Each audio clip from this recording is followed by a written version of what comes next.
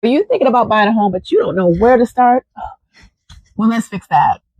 This is video number 4. I am covering a series of 7 top tips on how to navigate through this home buying process. So tip number 4, and before I get started with that, in the last video, we talked about the pre-approval process, your credit and all that stuff. I just wanted to put up another piece that I didn't really cover, but we'll cover this in your home buying strategy session as well. But if you know you're ready to buy a home, but you got a lot of debt, you go ahead and start paying those bills down. Start paying that debt down, because the lender is going to be looking at something they call your debt to income ratio. They don't want your debt to be higher than 30% of what you're bringing in, sometimes 40%, sometimes 50%. It just depends on the type of loan. And we'll get into that a little bit more, but that's where my expert lenders come into play. And we would get you with one of, I'll give you a list of my trusted lenders and they could explain all that to you. So now let's go into tip number 4. You got pre-approved. We've had your buyer strategy session, and then now we've already found the home that you like. Now it is time to make that offer. So what does that mean? Let's say the home is $300,000. It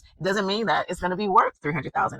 So I will be looking at the data and advising you on the day. It is your decision. I'm just here to advise you and give you the data.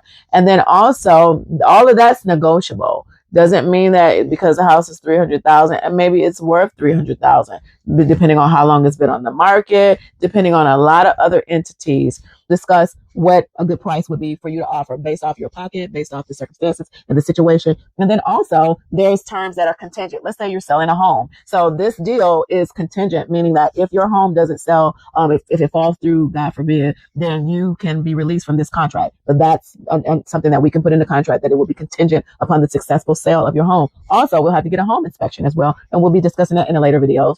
So based off the home inspection, you may decide, you know what, this is not the best home for you. And so this deal will be contingent on that. It will be contingent on you successfully getting the loan. And then it will be contingent upon the home appraising the value of the home. So we'll talk about that more in another video as well. And then, so the next thing is that once we send the offer over, let's say it's worth $300,000, but we decide based off the days on market and a few other things that we're going to send the offer in for $290,000. Let's say that the seller accepts it. Maybe they give you some closing costs, and we'll get into that more in your home buyer strategy session.